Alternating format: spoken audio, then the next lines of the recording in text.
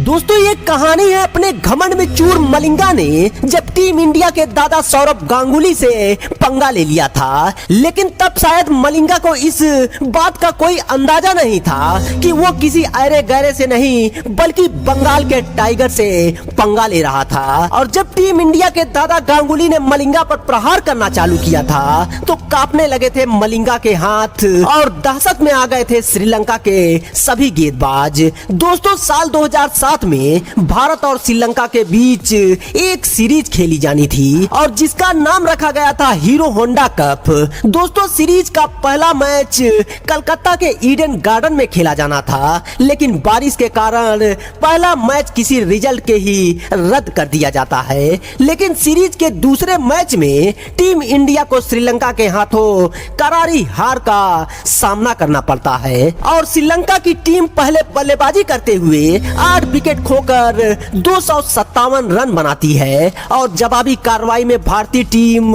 252 run ही बना पाती है और 5 रनों से टीम इंडिया को हार का सामना करना पड़ता है। और जवाबी कार्रवाई में भारतीय टीम 252 रन ही बना पाती है और 5 रनों से टीम इंडिया को हार का सामना करना पड़ता है। लेकिन सीरीज के तीसरे मैच में टीम इंडिया ने पलटवार करते हुए 5 विकेट से श्रीलंका को पराजित किया। दोस्तों हीरो होंडा कप की इस सीरीज का 3 मैच हो चुका था और दोनों टीम एक एक मैच की बराबरी पर खड़ी थी और सीरीज का चौथा और आखिरी मैच विशाखापत्तनम में खेला जाना था और विशाखापत्तनम के इसी मैदान पर लिखी जानी थी हीरो होंडा कप की ये पूरी कहानी। दोस्तों श्रीलंका की टीम अपनी पूरी ताकत के साथ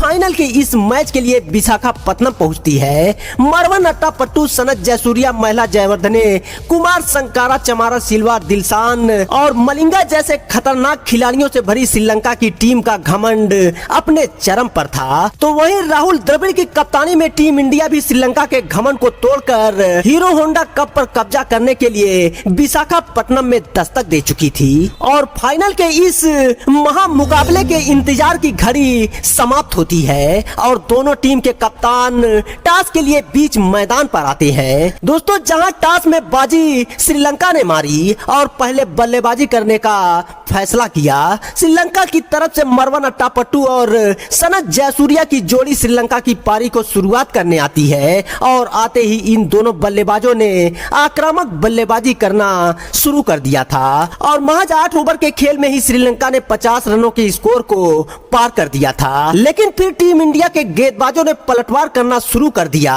और यहां से अगले कुछ ओवर में ही भारतीय गेंदबाजों ने बैक टू बैक 4 विकेट चटकाकर श्रीलंका को बैकफुट पर ढकेल दिया था। लेकिन तब श्रीलंका की डूबती नैया को संभाला चमारा सिल्वा ने एक छोर पर जहां श्रीलंका बैक टू बैक अपना विकेट खोते जा रही थी तो वहीं दूसरे छोर पर चमारा सिल्वा श्रीलंका के लिए ढाल बनकर खड़े हो गए थे। चमारा सिल्वा ने पहले अर्धशतक और फिर शतक ठोका। हालांकि बीच में बारिश की वजह से मैच को 47 ओवर ही कर दिया गया था, लेकिन चमारा सिल्वा की शतकीय पारी की बदौलत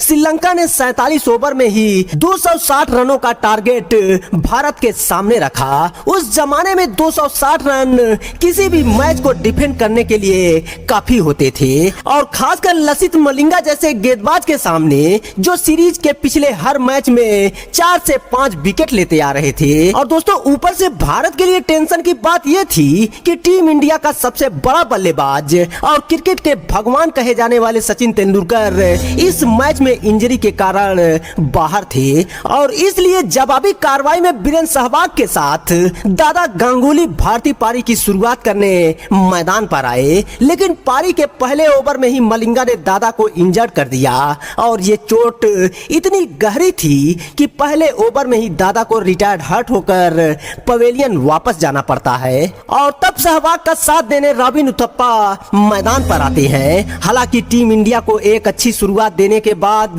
सहवाग रन आउट हो जाते हैं और तब मैदान में एक बार फिर से दादा बल्लेबाजी करने के लिए आते हैं और जैसे ही दादा बल्लेबाजी करने के लिए आए श्रीलंका के कप्तान ने अपना सबसे बड़ा हथियार मलिंगा को एक बार फिर से दादा के सामने बॉलिंग अटैक पर लगा दिया। लेकिन इस बार तो दादा पवेलियन से ही मूड बनाकर आए थे मलिंगा पर पलटवार करने के लिए और मलिंगा की गेंद पर जब गांगुली ने पलटवार करना शुरू किया किया तो गेंद हवाई सैर करते हुए स्टैंड में जाकर गिरने लगी और मलिंगा पूरी ताकत से गांगुली को बॉल डाल रहे थे और दादा आगे बढ़ बढ़कर छक्के पे छक्के ठोके जा रहे थे। जिस श्रीलंका को मलिंगा की गेंदबाजी पर इतना घमंड था, वही मलिंगा दादा से पिटने के बाद शर्म से मुंह छुपाए फिरने लगा। दोस्तों, मलिंगा को घमंड था कि उनकी खतरनाक गेंदबाजी पर कोई छक्का नहीं मार सकता और तब दादा गांगुली ने आगे बढ़ बढ़कर मलिंगा को इतने छक्के मारे कि उन छक्कों की बारिश में मलिंगा का घमंड चकनाचूर हो गया था। दोस्तों, टीम इंडिया ने इस मैच को 7 विकेट से और 36 बॉल शेष रहते ही जीत लिया था और दादा के शानदार प्रदर्शन के कारण उन्हें सीरीज ऑफ द प्लेयर भी चुना जाता है। तो दोस्तों, दादा की बल्लेबाजी पर आपकी क्या राय है, कमेंट बॉक्स में जरूर बताएं। और दोस्तों, ऐसी ही नॉलेजेबल वीडियो के लिए अपने इस भरोसेमंद चैनल मिर्ची 9.7 को जरूर सब्सक्राइब कर लें।